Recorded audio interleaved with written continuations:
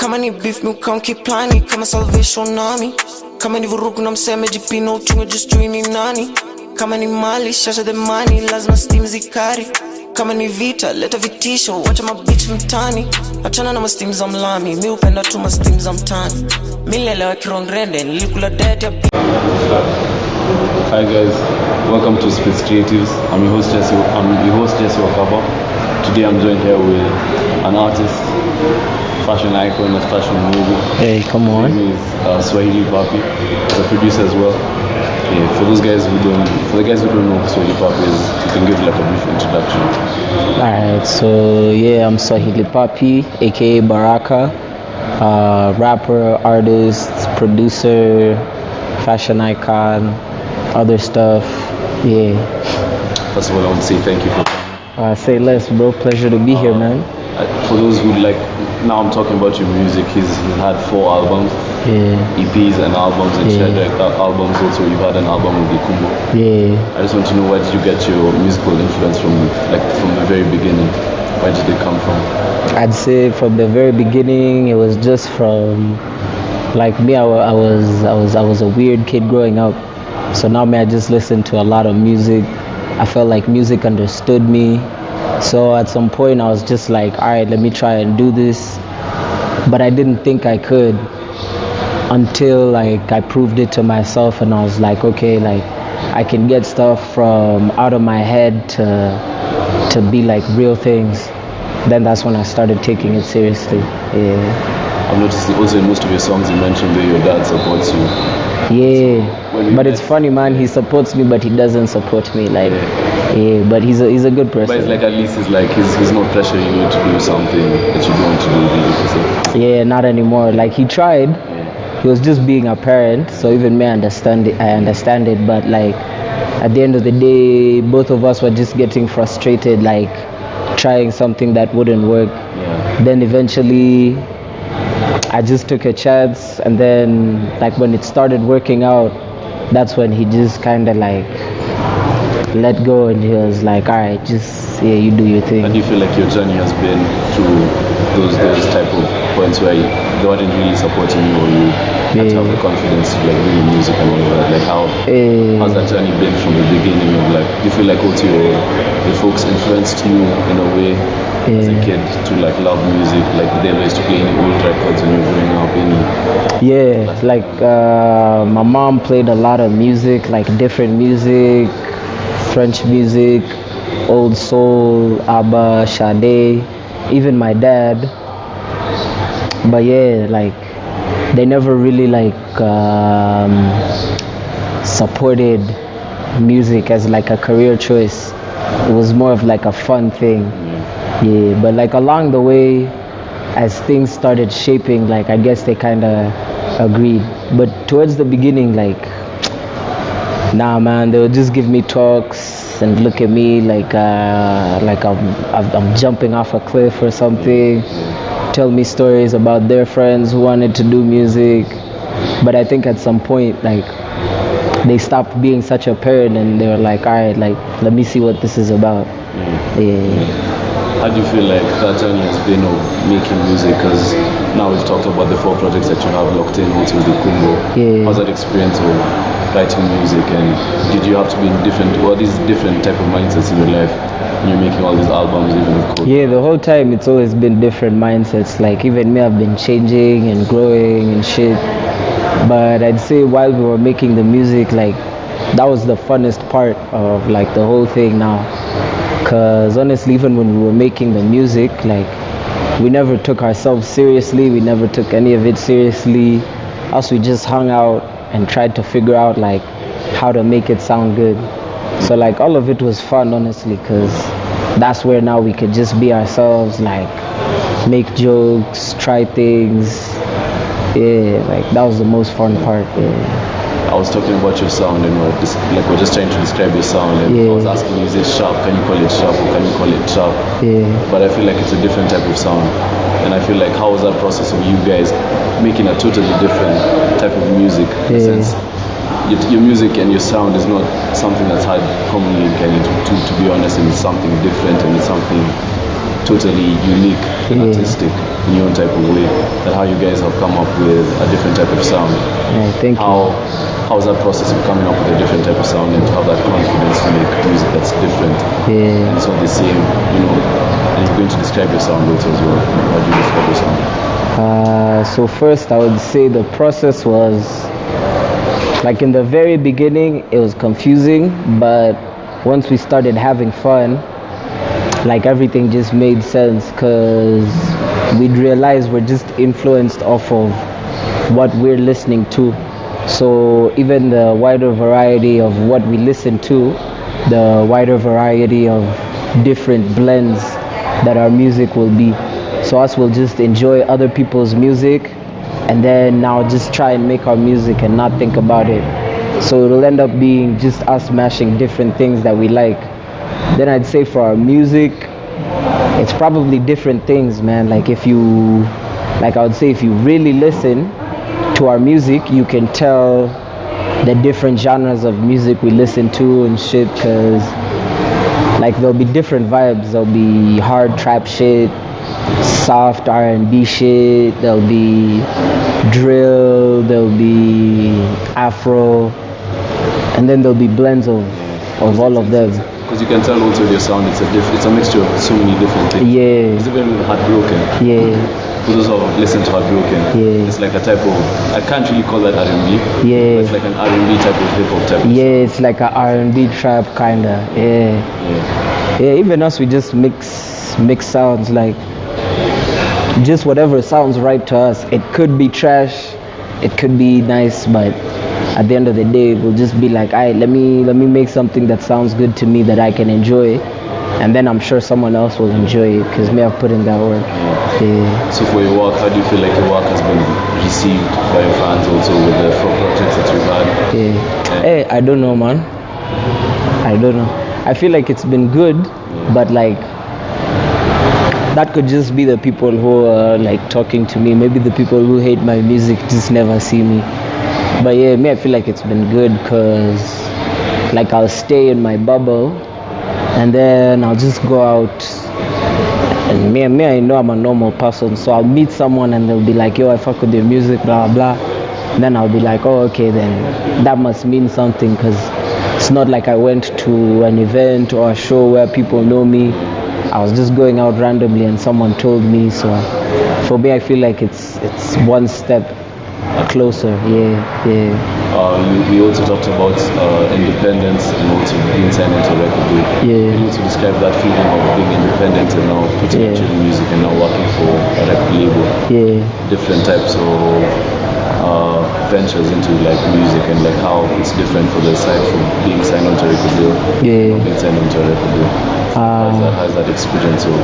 So I'd say for being independent, it's a lot of freedom, but a lot of frustration also, because like you don't know anything, especially the business side.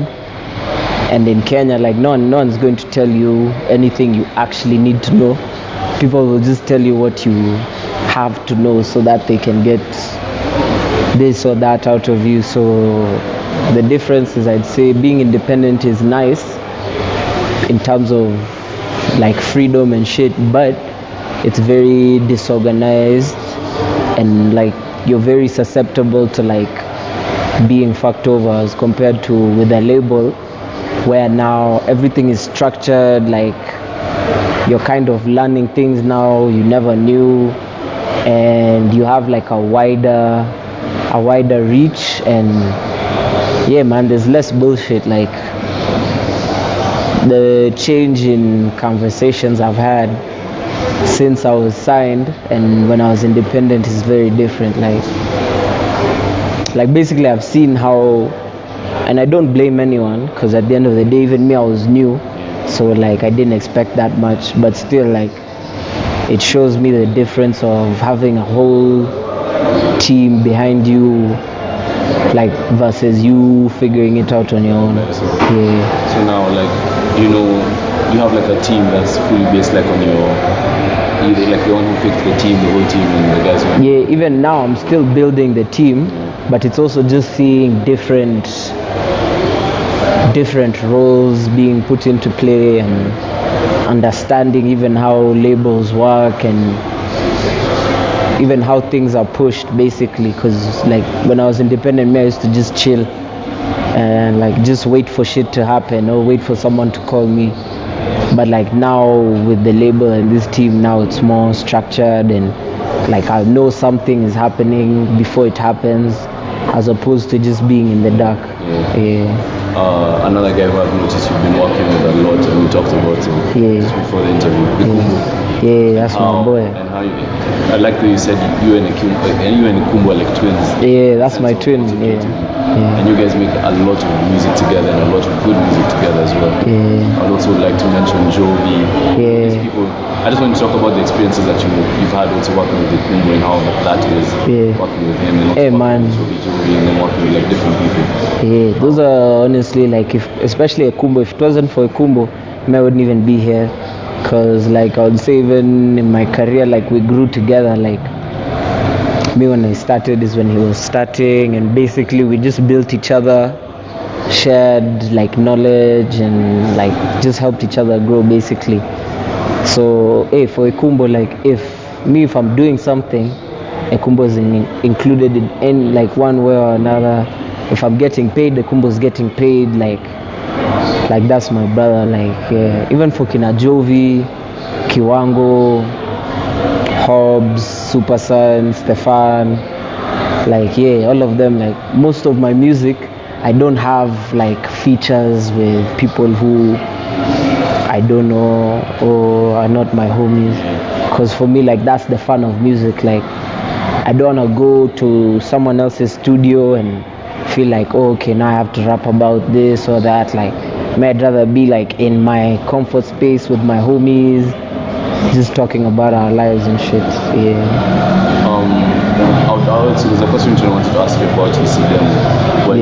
Was it because I felt like, because you know Kukubata? Stefan. I was thinking the vocals were yours on Kukubata. Oh, nah, but nah, they're not mine. But a lot of people say that. But nah, they're not mine. But I helped mix the song with the Kumbo. Because that was a really good song, and I could tell also the mixing was different. Even me, I like that song, bro. Like there's actually a lot of my homies' songs that I listen to, and I'm mad. I'm like, wow, where was I? Why didn't I add a verse to this? But I still love it as the way it is. So I'm like, at least my homies make good music. Like I don't have to like lie or anything. I'm like, your song is good. Like I'm actually, your song is good, that I'm jealous. I'm like, let's make another one. Or even me, I'll be like, let me make another one now. Like the fact that we can motivate each other also is nice.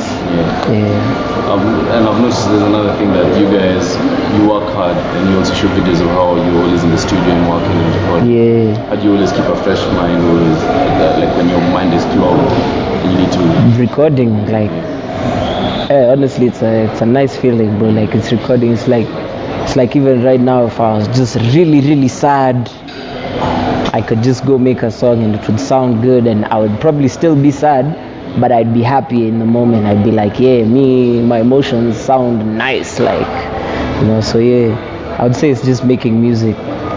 With Cold Heart and with Cold Heart Home Soul and with the other records with Heartbroken. And you feel like all of those were type of feeling that you had to go through with the women also? Nah, they were, man. Me, I was going through it for a while. Like I was stuck in a place and I was just doing this like nigga thing where I was like, fucking bullshit, blah blah. Then eventually I was like, nah, me, like I'm feeling these emotions, so let me just get this shit off my chest, like the best way I know how.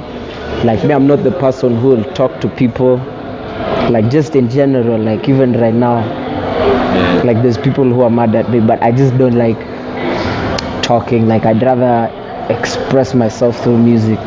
So even with those songs, I was like, this is shit I'm going through, and me, I know I'm not the only one who goes through it, like, because I'll talk about it with my homies and shit, So eventually I was like, alright, let me just make music about this. Someone somewhere will fuck with it. Yeah. You said you do the mixing. You did the mixing for Kokobata. You have to do the mixing for Kokobata. Can you also talk about the experience of being a producer now? Because you also produce. Yeah, bro, it's funny. So when I met Ekumbo, he was like, yo, me I'm a producer. I'm like, me I'm a rapper. So him, he didn't rap, me I didn't produce. But now we taught each other. So like right now, like we didn't even teach each other. We just ended up learning. So it's like right now, me I can produce for myself. Him, like, he's an amazing rapper. So it's just we ended up picking it up off each other and learning how to make. Like, for example, I love how Ekumbo mixes, but there's no way I can, like, what's in my head, Ekumbo will understand. Like, it might be really similar, but me, there's something that I'll want that'll be a bit different. So even for me, if I can mix my own vocals and Ekumbo can mix his own vocals, that means that it's like even the song will be better. So yeah, even for me, like even for any artist, I would say like buy equipment, learn how to mix vocals. Yeah, and like you'll figure your shit out pretty fast. How did you feel with Table Manners, baby? Because that was a song that hit. Yeah, man. Like the people fell in love with. That's true, man. Even like. You expect it to go like that? Nah, not at all, bro. Not at all. Like even there was a time when Jovi was like, "Yo, let me drop this song." I was like, "Yeah, okay."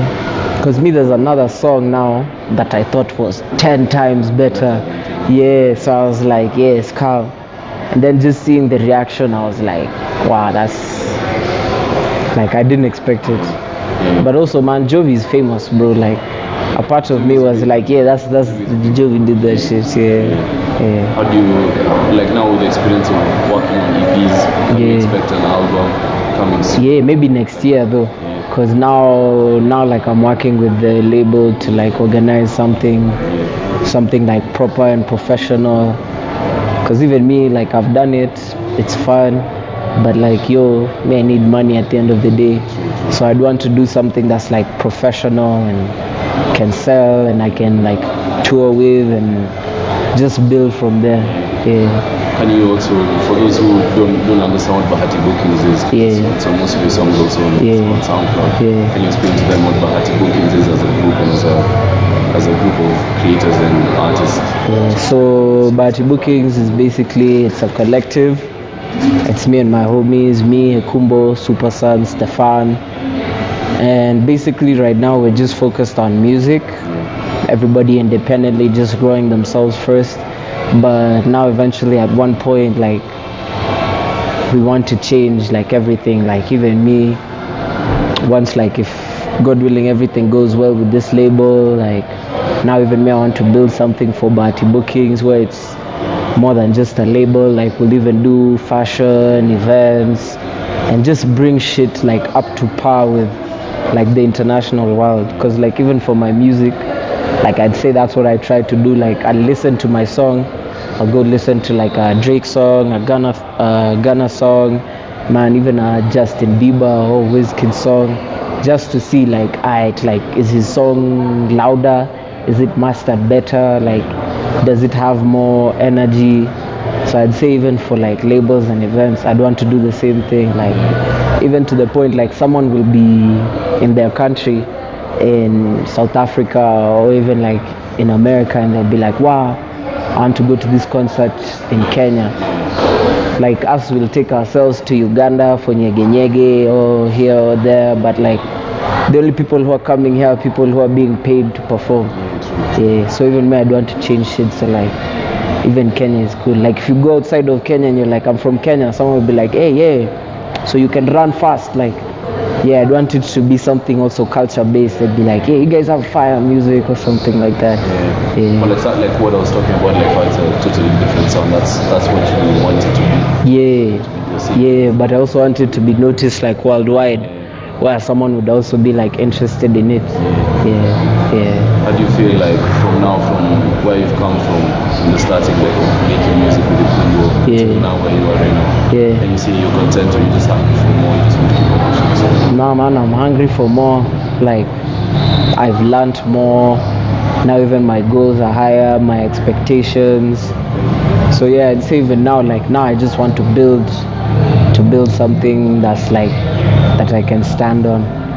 Because now even me, I believe it's possible. Like I was like before I was just doing it for fun, even me. But now I'm like, okay, like I can actually build something. Yeah. What can you say your musical influences are? Because you said you do R&B. Yeah. Hey man. Someone can't really say your sound is like this. It's different. It's a blend of everything. So what can you say you get your influences, your musical influences? There's Kenyan artists like Boutros, Karun, Wakadinali, Jovi, Joseph Kiwango, Zinya, even Kina Prince. There's like American guys like even Kina Drake, Tory Lanez, Bryson Tiller, Justin Rari. Hey, there's hella even Young Thug and them, Future. Yeah, then like there's even old school rappers, even Kina Lil Wayne, artists like Sade, Aaliyah. Yeah, like I would say honestly, it's just like the multitude of music I've listened to. Yeah. Easy man, thanks for coming. Say less, man. Thanks for having me, bro. This is dope. Swahili Papi's music on SoundCloud. That's what I guess. Yeah, SoundCloud, Apple Music, Spotify, wherever you can find it. Yeah. So thanks, man. Say less, man. Thanks for having me. Shout out to you guys. Talk, got to talk, trench.